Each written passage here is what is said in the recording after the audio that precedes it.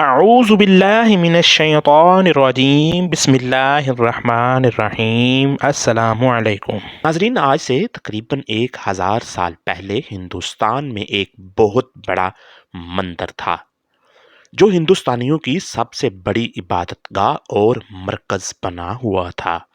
ناظرین، یہ دنیا کا سب سے بڑا مندر سومناتھ کے نام سے جانا جاتا تھا۔ لوگ دور دراز سے سفر کر کے اپنے منتیں اور مرادیں پوری کرنے کے لیے سومناتھ کے مندر کی طرف آتے تھے۔ سومناتھ کا مندر بہت مشہور تھا۔ یہاں سونے اور چاندی کے بت تھے۔ ہندو لوگ یہاں آ کر پوجا کرتے تھے۔ سومناتھ کے مندر کی خاص شہرت دیو ہیکل بت تھا۔ یہ بت بغیر کسی سہارے کے ہوا میں کھڑا کیا ہوا تھا۔ لوگ اس بت کو اس طرح بغیر کسی سہارے کے ہوا میں معلق دیکھ کر حیران ہو جاتے تھے، اور دیو ہیکل کی خوبصورتی اور اس کا بغیر کسی سہارے کھڑا ہونا دیکھ کر نامی گرامی لوگ بھی ہندو عقیدہ اختیار کرنے پر مجبور ہو گئے تھے۔ لوگ دوسرے ممالک سے سفر کر کے سومناتھ کے مندر میں آتے اور اس بڑے وزنی بت کو بغیر سہارے کے ہوا میں معلق ہوئے دیکھتے تو اس کو سجدہ کرنے پر مجبور ہو جاتے۔ ہندوؤں نے اس بت کو بڑے ٹیکنیکل طریقے سے تیار کیا ہوا تھا۔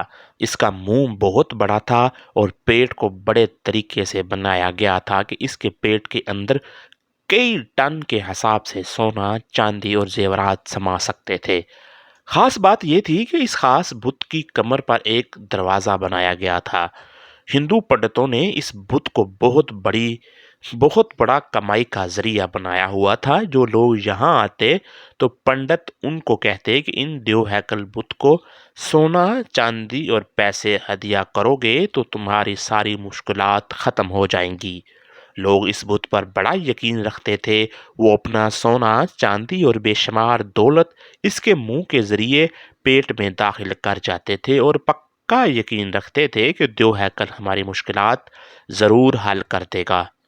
چند دن گزرنے کے بعد وہاں کے پنڈت عالم اس دولت، سونے اور چاندی زیورات کو پشت پر سے لگے دروازے کے ذریعے باہر نکال لیتے تھے۔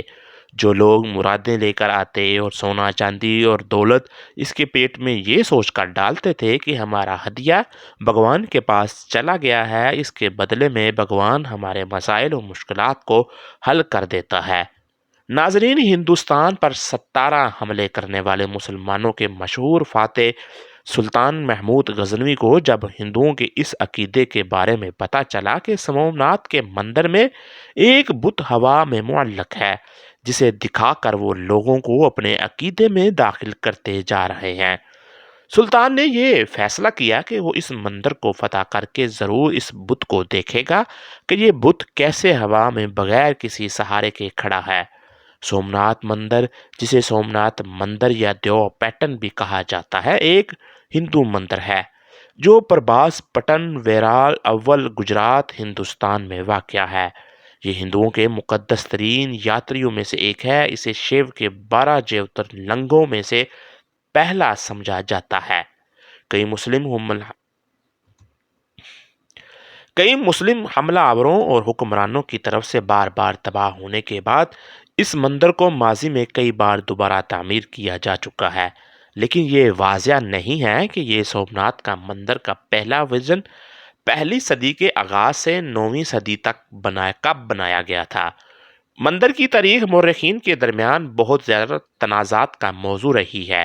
خیر، سلطان محمود غزنوی علاقوں کو فتح کرتا ہوا اس مندر تک پہنچا تو اس نے سارے بتوں کو توڑنا شروع کر دیا۔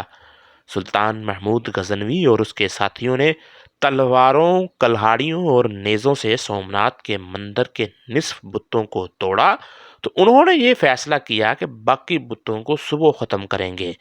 اگلے دن سارے ہندو اکٹھے ہو کر سلطان کے پاس بڑے ادب سے پیش ہوئے۔ انہوں نے درخواست کرتے ہوئے سلطان سے کہا، حضور، اس علاقے پر آپ کا ہی قبضہ رہے گا، مہربانی کر کے ہمارے اس بڑے بت کو ریزہ ریزہ نہ کرنا، اس کے بدلے میں ہم آپ کو جو چاہیے وہ دیں گے، ہم آپ کو دینے کے لیے تیار ہیں۔ جب ہندوؤں کے پنڈتوں نے اپنی بات ختم کی تو سلطان کا ایک وزیر آپ کے آپ کے پاس آ کر بولا، حضور ذرا سوچئے، یہ کام بہت بہترین ہے۔ ہم ہندوؤں کے سارے بت توڑ دیتے ہیں، ایک بت کو کھڑا رہنے سے ہمیں کیا نقصان ہوگا؟ اس کے بدلے جو ہم کو دولت ملے گی، اس سے ہماری حکومت بہت مضبوط ہو سکتی ہے۔ سلطان محمود نے اپنے وزیر سے ایک تاریخی جملہ کہا، میں تاریخ میں بت فروش نہیں بلکہ بت شکن کے طور پر زندہ رہنا چاہتا ہوں۔ خیر صبح ہوتے ہی اس صدی کے مشہور سائنسدان اور دانشور البرونی کو سلطان نے یہ مہم سونپ دی کہ وہ جلد سے جلد اس بت کے ہوا میں معلق ہونے کی وجہ معلوم کرے۔ البرونی نے اپنے ساتھیوں کو لے کر مندر میں داخل ہو گئے۔ ساتھ ہی سلطان اور ان کے کچھ وزیر بھی مندر پہنچ گئے۔ سلطان ایک دفعہ پھر اس دیو ہیکل بت کو دیکھ کر بہت حیران ہوئے کہ یہ کس کے سہارے ہوا میں کھڑا کیا گیا ہے۔ اس کو تو کسی چیز کی ضرورت بھی نہیں اور سہارا بھی نہیں ہے۔ خیر سلطان البرونی کی طرف دیکھنے لگے کہ وہ کیسے اس بت کے بارے میں معلوم کرے گا کہ یہ کیوں ہوا میں معلق ہے۔ ناظرین، یہ بہت حیران کن بات تھی، کسی کے سمجھ میں نہیں آ رہا تھا کہ یہ کیا ماجرا ہے۔ سلطان محمود غزنوی اور اس کے وزیر وہاں بیٹھ کر اس بات پر حیران تھے کہ اس کا پتہ کیسے چلے گا۔ البرونی بھی پکا اور سچا مسلمان سائنسدان تھا۔ اس نے بت کے پاس جا کر چاروں طرف سے اندازہ لگایا اور بت کو ہاتھ لگا کر دیکھا۔ وہ واقعی کسی کی سمجھ میں آنے والی بات نہیں تھی۔ البرونی نے بڑے غور و فکر کے ساتھ اس کا اندازہ لگایا اور اس کی سمجھ میں آ گیا کہ ہندو پنڈتوں نے کس طرح لوگوں کو بے وقوف بنا کر مال لوٹ رہے ہیں۔ البرونی بڑے ادب کے ساتھ مسکراتا ہوا سلطان کے پاس آیا اور کہا، جناب محترم، اس بت کے دائیں طرف والی دیوار کے اوپر والی اینٹیں نکال دی جائیں تو سب اس راز کو سمجھ جائیں گے۔ سلطان محمود بھی کافی دیر سے اس کی تحقیق کر رہا تھا۔ اس نے اسی وقت وزیر کو حکم دیا کہ البرونی کی بات پر عمل کیا جائے۔ ناظرین، جیسے ہی دائیں جانب والی اینٹوں کو اکھاڑا گیا تو بت بائیں طرف تھوڑا سا جھک گیا۔ بت کو ابھی گرایا نہیں تھا کہ سلطان نے البرونی سے حیران ہوتے ہوئے پوچھا، آپ اس تحقیق تک کس طرح پہنچ گئے؟ البرونی نے جواب دیتے ہوئے کہا، جناب اس مورتی کی جسامت اعلیٰ قسم کے لوہے سے بنائی گئی ہے۔ اس کے گرد جو دیواریں اور اس کے اوپر جو چھت تعمیر کی گئی ہے وہ کسی مٹی سے نہیں بنائی گئی بلکہ مقناطیس سے تعمیر کی گئی ہیں۔ یہ بت مقناطیسی کشش کے ذریعے ہی ہوا میں کھڑا دکھائی دیتا ہے۔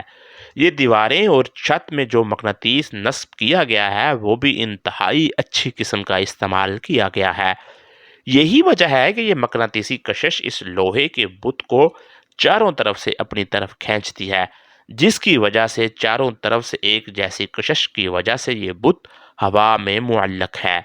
البرونی نے تحقیق کرتے ہوئے بتایا کہ اس مندر میں ہوا بھی اس طرح کی داخل کی گئی ہے جو اس بت کو نیچے گرنے سے محفوظ رکھتی ہے۔ اس طرح البرونی نے ہندوؤں کی اس تکنیک کا پردہ فاش کر دیا۔ البرونی کے ذریعے اس تکنیک کا پتہ چل گیا ہندوؤں کس طرح لوگوں کو گمراہ کر رہے تھے۔ سلطان محمود نے اپنے ساتھیوں کو حکم دیا کہ اس بت کو ریزہ ریزہ کر دو تاکہ اس کا نام و نشان اس دنیا سے مٹ جائے۔ چنانچہ اس بت کو پھر ریزہ ریزہ کر کے نیست و نابود کر دیا گیا۔